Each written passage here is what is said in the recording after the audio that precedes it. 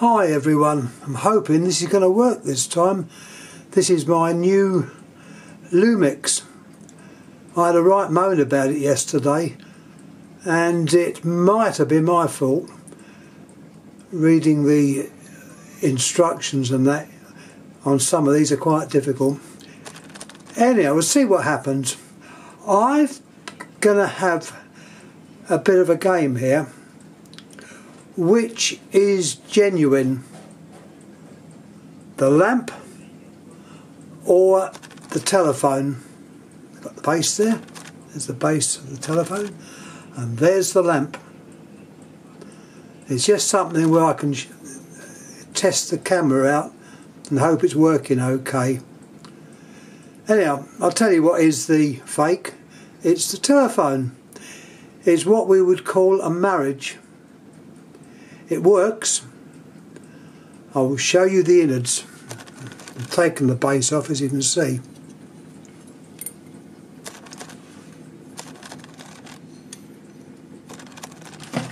Bring my trusty lamp over. There is the innards.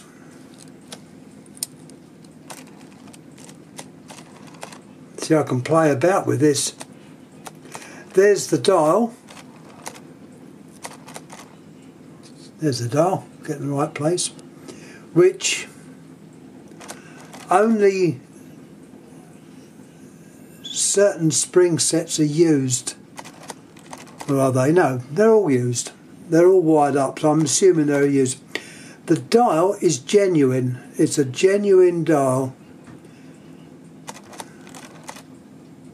Now, these phones, or this type of phone, or the ones that were similar to that originally, would have had a bell box which would consist of the anti-side tone induction coil and the ringer.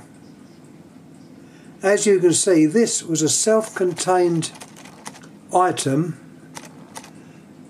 which did not have, in this case, an induction coil. There's your bell or ringer.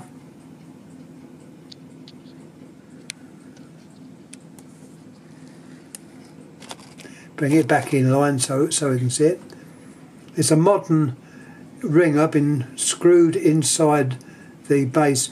The base of this phone might have been a base of a candlestick or a version which was the genuine one of this particular type, which this phone isn't. This is a complete marriage, and funny enough, I have just seen almost an identical one on eBay. It was honest, they did not make out that it was a particular type, they just said it was unregistered, which I suppose is a polite way of saying it's a fake. This is a fake. I picked it up at Wimbledon boot sale. Very pleased to get it. Let's face it, it's all adds to the interest of these things. Now I'll show you what was actually on the base of the base of the phone. I'm still getting used to using this camera, so this, as I say, is to find out whether I can use it properly or not. It should come into focus. It's still, I think that's in focus now. Unfortunately, the sticky label was very wrinkled up. But anyhow, there is a label on there. I don't even want to worry too much about that. Now let's turn it back over.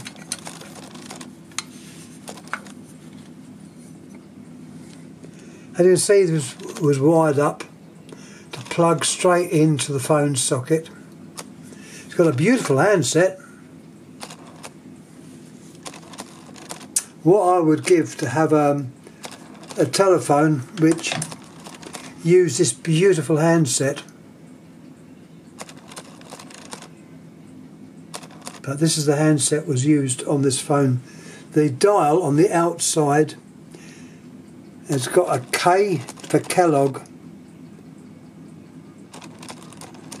and also on the side of the phone. Got a bit of writing now. This is something I've got to get used to, making the thing focus. So I probably won't always be using this camera. I might just use it at shows and things where I can use the camera for normal still pictures. But as you can see, I'm finding a little bit of difficulty getting the thing to focus. That's what's round the outside. And funny enough, the one that's on eBay has very, very similar markings.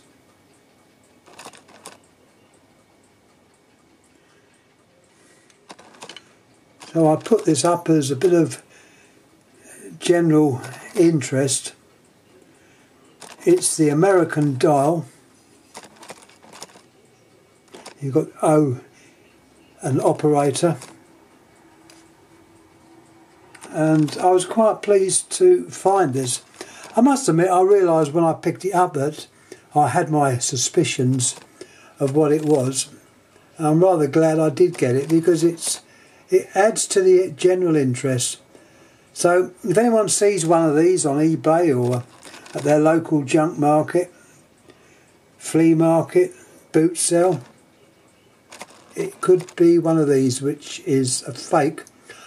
I was told by someone that they thought they were put together in New York. How true this is, I don't know. So there we are, one fake telephone. It works. Transmission's not that good because there's no induction coil, it's just sort of a straight fixed on. And the little buzzer works as well. Anyhow, now I said we had one fake and one genuine. I put two in to make it more interesting. So let's move the telephone out the way. So obviously the genuine item is this bulb. A few years ago I wouldn't have put this up, because there wasn't fakes of this type of lamp going about. But this is a genuine squirrel cage lamp with a genuine ceiling pip at the top. Once again, it might be out of focus, so as I say, I'm learning to use this camera. I can see me using this at, as I say, shows rather than doing the individual YouTubes. So I'm learning the whole time. I don't know whether it's showing the filament up very well. It's probably not. So I can see limitations on this and what type of lens I use. Anyhow, the idea was to show this up as a genuine squirrel cage. This was actually made by the Britannia Lamp Works. It's not a very well known company. They're not in existence now as far as I know. But it's interesting. It's a worker, which I'm not going to light up. But the filament is joined. And it is completely genuine. Now you can buy off of eBay so many reproduction lamps which look like this. They're not sold as the genuine thing, they are honestly sold as reproduction. And I thought, well, we see so many of those, let's see one of the genuine ones. Anyhow, as I say, thanks for watching. I don't know how these are going to turn out. I'm using my new toy. I realise that it takes longer to focus. It might mean that I've got to use a different lens. I'd like a macro lens, but I haven't got one of those, so we'll have to wait and see. Anyhow, thanks again. Bring all the bits together. I've got to screw them back in the case. hopefully that might show up now. There we are. Whatever that says, it's a bit roughened, but I think you'll be able to see that. See, I've made it focus now. You can see the filament there. It's a zigzag filament up and down. It's drawn wire. Fairly delicate. So if you ever get one of these lamps, I would be tempted not to see it lighting up, but to either test the continuity with a meter, an ohm meter, or if you've got a variac, turn it on to low voltage and gently wind it up so you can see them glowing. I certainly wouldn't put it on full power. These lamps are too valuable to burn out. Anyhow, I'm going to stop nattering and getting back to what I'm doing. Once again, thanks for watching. And it looks like this camera may be okay. I've got to learn about the fact that it's not always in focus, but that's down to me. Anyhow, thanks again for watching. Please comment, please subscribe, please like, and we'll put something else up. I do apologise to the people that are interested in the plants. The greenhouses are virtually closed for the winter. When I say closed for the winter, I'm not doing much down there as regards photographing, so that will be quietened off a bit. But when the new year comes, January, February, hopefully I shall be getting back to the plants. So once again, thanks for watching. Thank you.